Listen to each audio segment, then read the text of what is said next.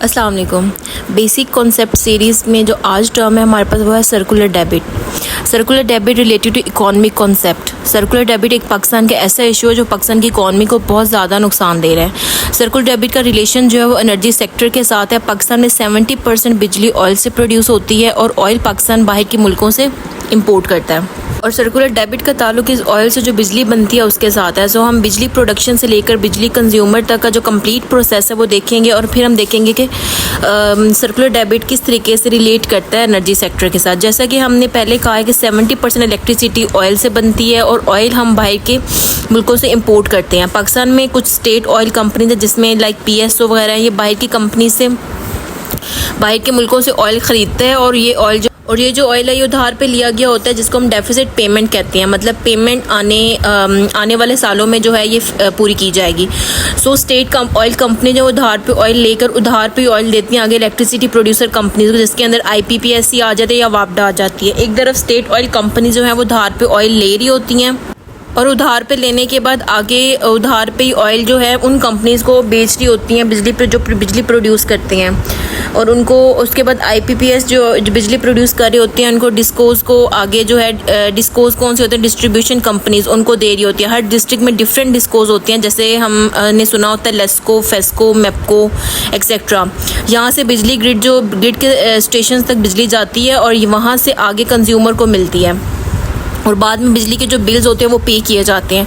अगर हम इस पूरे प्रोसेस को समझें तो ये एक सर्कल की तरह चल रहा है, जैसे कि जिसमें हम कह रहे हैं कि मेन एक्टर्स जो हैं फॉरेन कंट्रीज़ हैं जिनसे हम ऑयल लेते हैं उधार पे और उसके बाद स्टेट कंपनीज लेके आगे उसके बाद IPPSC को देती है, उसके बाद डिस्कोज को दिए जाते हैं, उसके बाद एंड कंज्यूमर्स को दिए जाते हैं, उसके बाद बिल पेमेंट होती है। तो हम अब कहते हैं कि अब सर्कुलर डेबिट क्या है। अब हमने पूरा प्रोसेस समझ लिया कि किस तरीके से एंड कंज्यूमर तक बिजली आती है बनने के बाद। अब सर्कुलर डेबिट क्या है। अब इस सर्कुलर डेबिट में हर कोई एक दूसरे के एक होता है ना कि मकरूज़ है बहुत ज़्यादा। जब एक बिजली IPPSC से प्रोड्यूस होकर एंड कंज्यूमर तक आ रही होती है तो प्रॉपर एनर्जी इंफ्रास्ट्रक्चर ना होने की वजह से हमारी बहुत सारी बिजली जो होती है वो लाइन लॉसेस की तरफ चली जाती है और जब एंड कंज्यूमर तक आती है तो हमने देखा है कि हमारे मुल्क में बहुत ज़्यादा बिजली चोरी का जो निज़ाम है वो भी बहुत ज़्यादा कॉमन है।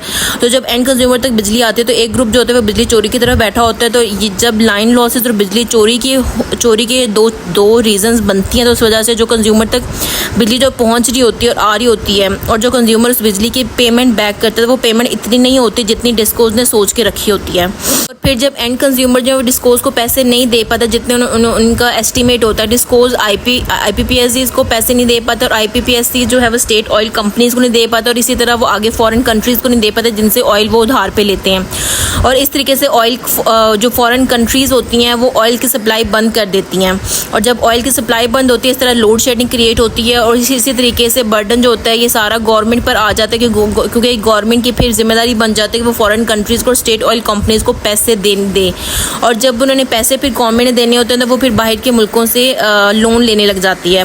इस तरह लोन लेके तो वो फॉरेन कंट्रीज जिनसे ऑयल लिया होता है और स्टेट ऑयल कंपनीज उनके पैसे तो पे कर देते हैं, लेकिन जब उस लोन को वापस करने की बारी आती है तो उसको वापस करने के लिए गवर्नमेंट क्या पॉलिसी करती है वो टैक्सेस लगाने लग जाती है लोगों के ऊपर। डिफरेंट टैक्सेस हमने देखे लगने लग जाते हैं। इस तरीके से जब टैक्सेस लगते हैं तो एक इन्फ्लेशन की फिजा जो होती है वो कायम होने शुरू हो जाती है और लोगों के ऊपर एक महंगाई का तूफान आने लग जाता है। इस तरह जो सर्कुलर डेबिट है वो इन्फ्लेशन को भी बढ़ाता है, इकॉनमी को भी तबाह करता है, पुअर गवर्नेंस की तरफ भी लेके जाता है। इस तरह से क्राइम्स भी बढ़ते हैं। फिर हम ये कह सकते हैं कि जितने भी मसले बड़े हैं वो सारे के सारे इसी वजह से होने लग जाते हैं।